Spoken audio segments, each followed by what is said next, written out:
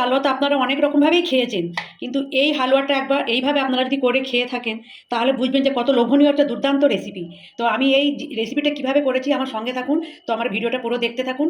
যদি আমার এই রেসিপিটা আপনাদের মনে লাগে বা ভালো লেগে থাকে তাহলে অবশ্যই লাইক কমেন্ট একটা শেয়ার করে দেবেন। তো এরপরে ভিডিও আপনার সঙ্গে আবার কথা হবে, ততক্ষণ জন্য টাটা। দেখুন বন্ধুরা, তো আমি আজকে আবার একটা নতুন রেসিপি নিয়ে আপনাদের সামনে হাজির হয়েছি। তো আমি এই গাজরের আজকে আমি হালুয়ার একটা রেসিপি দেখাবো খুব সহজেই। তার জন্য আমি দেখুন এখানে আমি 1 কিলো গাজর নিয়েছি, আমি পরিষ্কার করে ধুয়ে এগুলোকে আমি ছিঁড়ে রেখেছি। তো এইগুলোকে আমি এরকম গোল গোল চাকার মতো এরকম এরকম আকারে আমি কেটে নেব। সবগুলোকে আমি কেটে নেবো এইভাবে। এবার আমি গাজরগুলো প্রেসার কুকারে দিয়ে অল্প পরিমাণ পানি দিয়ে আমি গ্যাসে চাপিয়ে দেবো। আমি 3-4টে সিটি দিয়ে গ্যাস থেকে নামিয়ে নেব। দেখো বন্ধুরা, এই যে আমার গাজর সিদ্ধ হয়ে গেছে। তো আমি গাজরটাকে এবার আমি একটা চুবড়ির মধ্যে এরকম একটা চুবড়ি নেব। চুবড়ির মধ্যে আমি এরকমভাবে পানিটাকে ঝাড়িয়ে নেব। তো আমার এরকম পানি ঝরে গেলে তারপরে আমি এটাকে ঠান্ডা হলে আমি হাত দিয়ে ভালো করে আরও নিংড়ে নিংড়ে পানিটাকে ঝাড়িয়ে নেব। দেখুন আমি এবার এইভাবে গাজরগুলোকে সব এরকমভাবে এক এক করে হাত দিয়ে এক্সট্রা পানিগুলোকে আমি চিপে নেব, চিপে একটা বোলের মধ্যে নিয়ে নেব। এইভাবে আমি সব গাজরগুলোকে পানি চিপে চিপে হাতের সাহায্যে নিয়ে নেবো এরকম। এরপর আমি এগুলোকে আবার একটা সুতির পরিষ্কার কাপড়, আপনারা তো সুতির যে কোনো কাপড় নেবেন, নিয়ে এর মধ্যে নিয়ে নেব। এতে এক্সট্রা যে পানিগুলো আছে ওইগুলো আমি আরও এরকমভাবে আমি একটা সুতির পরিষ্কার ধোয়া ওড়না ছিল, ওড়নাটা নিয়েছি। দেখুন এইভাবে চিপে চিপে সব এক্সট্রা পানিগুলোকে ঝাড়িয়ে নিতে হবে। দেখতে পাচ্ছেন কীরকম তো পানিগুলো বেরোচ্ছে, এরকম চেপে চেপে আমি পুরো পানিটাকে ঝাড়িয়ে নেব। আমার এই যে সব এক্সট্রা পানিগুলো আমি সব বের করে নিয়েছি, নিয়ে আমি এবার এর মধ্যে বোলের মধ্যে একটা নিয়ে নিলাম। নিয়ে আমি এবার এই যে এটাকে দিয়ে ভালো করে আমি ম্যাশ করে নেব, পুরো যেন একবারে এটা মিহি হয়ে যায়, না গোটা গোটা কিছু না অংশ, গোটা গোটা কোনো অংশ না থেকে যায়। তো আমি এইভাবে দেখুন কীভাবে এটাকে করে নিচ্ছি। দেখুন আমার এই যে গাজরগুলো সব ম্যাশ করা হয়ে গেছে, দেখুন আর গোটা গোটা নেই, পুরো মিহি হয়ে গেছে। আপনারা চাইলে এরকমভাবে করতে পারেন, না হলে আপনারা মিক্সার গ্রাইন্ডারে বেটেও নিতে পারেন, যেটা আপনাদের সুবিধা মনে হবে। তো আমি এইভাবেই করে নিয়েছি। দেখুন কি সুন্দর আমার বাটার মতোই হয়ে গেছে। তো একে আমি এরপর কি করি দেখুন। এবার আমি দেখুন গ্যাসে একটা কড়া বসিয়ে দিয়েছি, এর মধ্যে আমি এবার দেখুন একটু বেশি পরিমাণে ঘি দিতে হবে। আমি এবার এই গাজরগুলোকে ঘিয়ের মধ্যে দিয়ে ভালো করে ঝুড়ো ঝুড়ো করে ভেজে নেবো। এইটা হচ্ছে আসল গাজর করার আসল টিপস।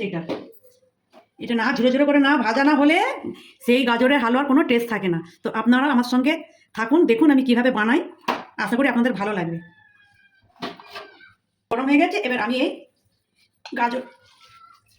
গাজরগুলোকে সব আমি এর মধ্যে এবার ট্রান্সফার করে দেবো।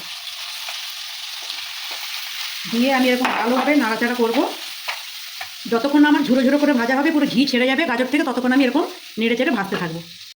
দেখুন আমার এই যে গাজরগুলো সব ভাজা ভাজা হয়ে এসেছে, দেখুন কেমন ঝুড়ো ঝুড়ো হয়ে গেছে। তো এত সুন্দর সুগন্ধ ছেড়েছে।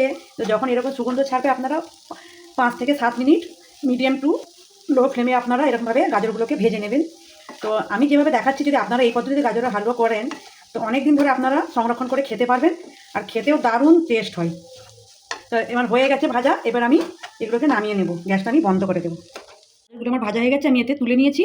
এরপর আমি কড়াই গ্যাসে বসিয়ে দিলাম, দিয়ে আমি আবার আন্দাজ মতো 3 থেকে 4 চামচের আমি ঘি দিয়ে দিলাম। দেখতে পাচ্ছেন বন্ধুরা এই যে কতটা আমি ঘি দিয়েছি। তোমার ঘিটা আবার গরম হয়ে গেলে আমি এর মধ্যে এই যে কাজু কিশমিশ নিয়েছি, তো আপনারা এর মধ্যে চাইলে কাঠবাদাম বা পেস্তা আপনারা অ্যাড করতে পারেন। তো আমি এই 2 রকমেরই দিলাম। তো এইটাকে আমি এর মধ্যে দিয়ে দেবো, দিয়ে একটু নাড়াচাড়া করে একটু ভাজা ভাজা মতো হয়ে যাবে। এরপরে আমি এর মধ্যে এখানে এই যে দুধ, উষ্ণ গরম পানি করে আমি এই যে দুধ গুলে রেখেছি, তো এতে আমি এই চামচে 5 চামচ গুঁড়ো দুধ দিয়েছি। এই যে হালুয়াটা রেসিপিটা গরুর দুধ বা মাথা টাইপের দুধে একদম ভালো হয় না, তো আমি এইভাবেই করি। তো আপনারা যদি আমার এই পদ্ধতিতে করে থাকেন আশা করি আপনারা ভালোই লাগবে আপনাদের। তো আপনারা এরকমভাবে করে খেয়ে দেখবেন। এর মধ্যে আমি এবার চিনি দিয়ে দেবো। এই যে এখানে দেখুন 1 বাটি চিনি নিলাম, আবার এই হাফ বাটি। আপনারা যে যেমন মিষ্টি খান সেরকম কম বেশি চিনিটা দিতে পারেন। এবার আমি এই দুধটা ফুটে উঠলে আমি এবার ভাজা গাজরগুলো দিয়ে দেবো। তবে দুধটা ফোটার জন্য কিছুক্ষণ আমি অপেক্ষা করব। দেখুন এই যে দুধটাও ফুটে উঠেছে কি সুন্দর, আর চিনিগুলো এর মধ্যে গলে গেছে। তো এরপর আমি এই ভেজে রাখা গাজরগুলো এর মধ্যে আমি দিয়ে দেবো। দিয়ে এবার আমি নাড়তে থাকবো, আর কিন্তু নাড়া একদম বন্ধ করলে হবে না, সব সময় এটাকে আবার নাড়তে হবে। এরকমভাবে নাড়তে থাকবেন, নাহলে গাজরগুলো সব নাড়ুর মতো পাকিয়ে যাবে। সব সময় নেড়ে নেড়ে এগুলোকে এর সঙ্গে ভালোভাবে মিশিয়ে নেবেন। তো যতক্ষণ না এটা পুরো মাখো মাখো হয়ে যাবে ততক্ষণ এরকমভাবে নাড়তে হবে। এরকমভাবে নেড়ে নেড়ে আমি এর মধ্যে আবার এই যে হাফ কাপ গুঁড়ো দুধ দিয়ে দেবো। তো আপনারা যদি এরকমভাবে করে খেয়ে দেখেন, আশা করি আপনাদের খুবই ভালো লাগবে, আর দারুণ খেতে লাগে এরকম গাজরের হালুয়া। তো আমি তো আমার বাড়িতে করে রাখি, অনেক দিন ধরে আমি সংরক্ষণ করে রাখতে পারি। তো আপনারা এইভাবে যদি করে থাকেন অনেক দিন ধরে এরকম গাজরের হালুয়া আপনারা বাড়িতে সংরক্ষণ করে রাখতে পারবেন। দেখুন এই যে আমার এবার মাখো মাখো হয়ে গেছে। তো এর মধ্যে আমি আর একটু ঘি দিয়ে দেবো, আর 1 চামচ ঘি দিয়ে এবার আমি একটু নাড়াচাড়া করে এবার নামিয়ে দেবো। আমি যে লাস্টে যে গুঁড়ো দুধটা দিলাম ওটা একটু দানা দানা হয়ে থাকলে গাজরের হালুয়াটার টেস্টটা খুব ভালো লাগে। এবার দেখুন আমার গাজরের হালুয়া একদম পারফেক্ট রেডি।